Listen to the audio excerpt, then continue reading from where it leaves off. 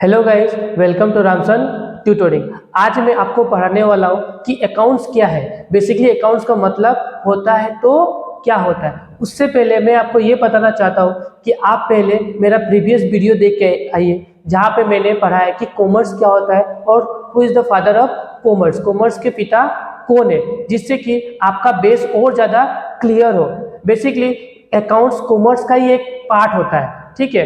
अगर आपको अकाउंट समझना है तो सबसे पहले कॉमर्स पढ़िए, जिससे कि आपका अकाउंट समझना और इजी हो जाए। बेसिकली आज मैं आपको पढ़ाने वाला हूँ अकाउंट्स क्या है, अकाउंट्स का मतलब क्या है, अकाउंट्स हम लोग को क्यों पढ़ाया जा रहा है। बेसिकली आज ये आपको मैं बताने वाला हूँ। जैसे कि हम लोग को माइंड को शार्प करने के लिए मैथमेटिक्स पढ़ाया जाता है, जिससे कि हम लोग का ब्रेन क्या हो, शार्प हो, फास्ट काम करे। उसी तरह इकोनॉमिक्स हम लोग को बेसिकली क्यों पढ़ाया जाता है कि आगे चल के हमको देश का इकोनॉमिक चलाना पड़ सकता है, इसीलिए हमको इकोनॉमिक पढ़ाया जाता है। और देश का जीडीपी के बारे में अंडरस्टैंडिंग के लिए हम लोग को इकोनॉमिक पढ़ाया जाता है। उसी तरह अकाउंट्स का पढ़ाने का मतलब क्या है, अकाउंट्स आया है तो क्यों आया है, बेसिकली अकाउंट्स का मतलब क्या है, तो आज मैं आपको ये बताने जा रहा हूं। तो चलिए गाइस स्टार्ट करते हैं आज के इस सेशन का अकाउंट्स विद रोहित भैया। तो बेसिकली अकाउंट्स का मतलब क्या होता है, तो बेसिकली जब मैं ऑफलाइन क्लासेस लेता हूँ तो बहुत सारे स्टूडेंट का ये आंसर होता है, सर अकाउंट्स का मतलब होता है to know the profit and loss of the business. हाँ, हालांकि ये सही है, लेकिन ये पूरा सही नहीं है, ये पार्शली सही है, ये पूरा सही नहीं है बेसिकली। और बहुत सारे स्टूडेंट का जवाब ये होता है कि सर अकाउंट्स का मतलब होता है to know the financial position of the business. हाँ, ये भी सही है, लेकिन पार्शली सही है। ये फाइनेंशियल पोजीशन, ये प्रॉफिट एंड लॉस, ये किसको जानना है, ये किसको जरूरी है। हाँ, तो बेसिकली अकाउंट्स का मतलब होता है तो क्या हुआ, ये प्रॉफिट एंड लॉस और ये आपका फाइनेंशियल स्टेटमेंट बेसिकली किसको जरूरी है। तो लेट्स सपोज मैं एक एग्जांपल देके आपको समझाना चाहता हूँ। एग्जांपल, एक इन्वेस्टर को आपके बिजनेस में इन्वेस्ट करना है, तो बेसिकली वह कैसे करेगा, किसको देखकर आपके बिजनेस में इन्वेस्ट करेगा। तो बेसिकली आपका बिजनेस का लास्ट ईयर में प्रॉफिट कितना है, लॉसेस कितना है, उसी हिसाब से आपका बिजनेस में इन्वेस्ट करेगा। बेसिकली वही करेगा इन्वेस्टर एक, ठीक है। तो जिससे कि मान लीजिए आपका लास्ट ईयर प्रॉफिटेबल बिजनेस है तो इजीली इन्वेस्ट करेगा, प्लस आपका बुक्स ऑफ अकाउंट सही है तो इजीली आपका बिजनेस में इन्वेस्ट करेगा। अदरवाइज अगर आपका बिजनेस में बुक्स ऑफ अकाउंट सही नहीं है, profit and loss so true and fair view नहीं दिखा रहा है, तो बेसिकली वो आपके बिजनेस में इन्वेस्ट करने वाला नहीं है। लेट्स सपोज ये आपका जो प्रॉपर बुक्स ऑफ अकाउंट्स हो गया या प्रॉफिट एंड लॉस हो गया, ये आपको गवर्नमेंट के लिए भी हेल्पफुल होता है। अगर गवर्नमेंट को लेट्स सपोज टैक्स लेना आपसे, तो इसी के माध्यम से लेगा गवर्नमेंट आपसे। लेट्स सपोज अगर मान लीजिए आपका प्रॉपर बुक्स ऑफ अकाउंट्स नहीं होगा, आपने ट्रू एंड फेयर व्यू अच्छा से बुक्स ऑफ अकाउंट्स को बनाया नहीं होगा,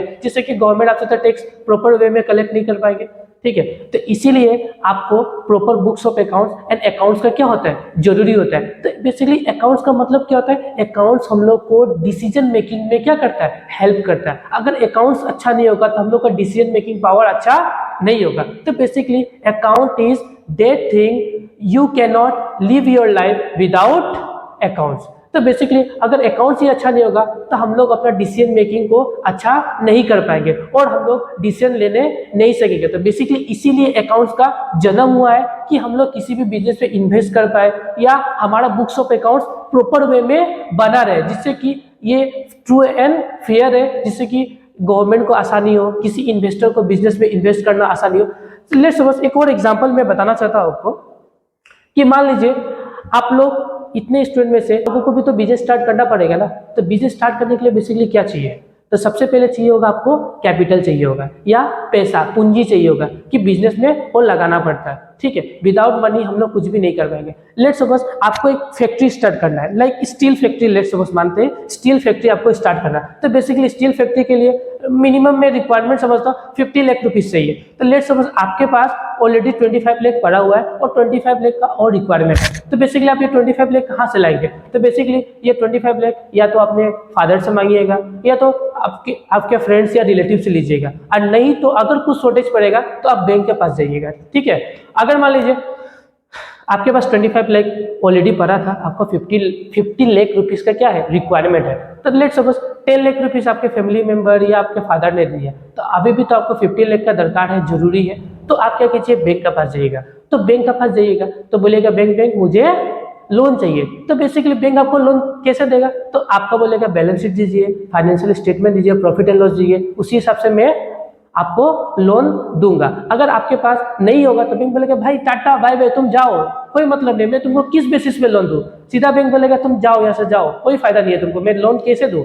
ठीक है, तो उसीलिए हमको proper books of accounts maintain करना पड़ता है। अगर प्रॉपर बुक्स ऑफ अकाउंट्स होगा, जिससे कि क्या होगा, बैंक को भी आसानी होगा कि हाँ ये बंदा सही है, इस पे लोन मैं दे सकता हूँ। ठीक है, लेट्स सपोज एक और एग्जांपल मैं बताना चाहता हूँ। जैसे कि मान लीजिए आपको कोई कोर्स करना है, लाइक, ठीक है, जैसे कि मान लीजिए लेट्स सपोज सीए या सीएस, आपको कोई भी कोर्स करना है, तो आप बेसिकली अपने फादर के पास जाइएगा या अपने मदर के पास, तो बोलेगा मम्मी पापा मुझे ये कोर्स करना है, तो मम्मी बोलेगी या पापा बोलेगी तुमको ये कोर्स करना है, सीए करना है, तो पापा सोचेंगे ना कि ये बंदा क्लास 10 में ऑलमोस्ट 80% लाया था, फिर ये बंदा आपका 12 में सोचेंगे पापा कि 80% लाइक क्लास 12 में भी इसका आ गया था, हाँ ये बंदा सही है, कर लेगा। तो ये पापा ने क्या किया, दिमाग चलाया, अकाउंटिंग किया या नहीं किया, दिमाग का अंदर में अकाउंटिंग किया कि हाँ ये क्लास 12 में 80% लाया, फिर 10 में भी इसका 80% लगभग था, तो ये कर लेगा, तुम जाओ जाओ कर लो। तो इसका मतलब ही क्या, तो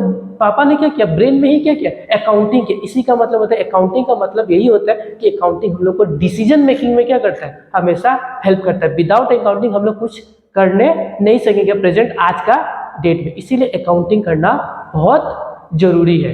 ठीक है गाइस, तो मैं आपको अकाउंट्स का पहले एक मीनिंग दे देता हूँ और एक डेफिनेशन दे देता हूँ, जिससे कि और आपको क्लैरिटी आ जाए अकाउंट्स का रिलेटेड। बेसिकली देखिए गाइस, अकाउंट्स का मतलब क्या था, मीनिंग क्या है accounts, accounts is the backbone and one of the major part of the economy.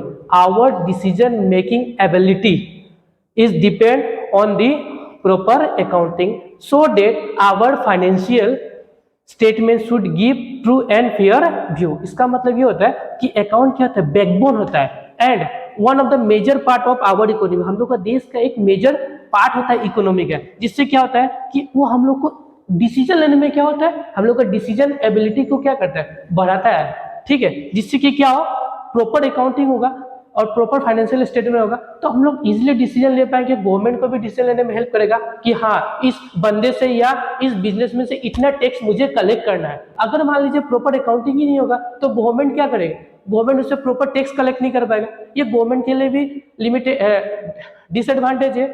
ठीक है, और एक इन्वेस्टर को मान लीजिए अगर कोई proper books of accounts maintain नहीं करता हो और प्रीवियसली उसको लॉस हुआ हो, ठीक है, अगर मान लीजिए proper books of accounts maintain नहीं करता हो, प्रीवियसली उसको बहुत ज़्यादा लॉसेस हो और वो उस बिजनेस में इन्वेस्ट कर देगा, जिससे क्या होगा, बिजनेसमैन को ये बहुत ज़्यादा, अदर बिजनेसमैन को बहुत ज़्यादा नुकसान हो जाएगा, इन्वेस्टर को बहुत ज़्यादा नुकसान होगा। ठीक है, इसीलिए प्रॉपर बुक्स ऑफ अकाउंटिंग करना बहुत जरूरी होता है। ठीक है गाइस, और एक डेफिनेशन देख लीजिए, accounting, an account is a record in an accounting system, account को रिकॉर्ड किया जाता है एक अकाउंटिंग सिस्टम में। ठीक है, they tracks the financial activities of a specific assets, liability, equity, revenue और एक्सपेंस, जिससे कि हम लोग कोई भी financial activity like liability, equity को इजीली क्या कर पाए, ट्रैक कर पाए। और इसका एक डेफिनेशन और है, accounts are detailed record of all money transaction that a person और बिजनेस रिसीव एंड स्पेंड। इसका एक दूसरा डेफिनेशन ये था। ठीक है गाइस, थैंक यू गाइस, कि आज ये वीडियो आपको समझ आया होगा और अकाउंट्स के रिलेटेड कुछ ना कुछ आपका डाउट सॉल्व हुआ होगा। बेसिकली मैं यही आशा करता हूँ। Thank you guys watching for videos, please guys like, comment and subscribe my channel. और मैं जल्द ही नया वीडियो लेके आने वाला हूँ जहाँ मैं यही पढ़ाने वाला हूँ कि बेसिकली अकाउंटिंग क्या होता है और अकाउंटिंग टर्म्स में पढ़ाने वाला हूँ। Thank you guys watching for videos.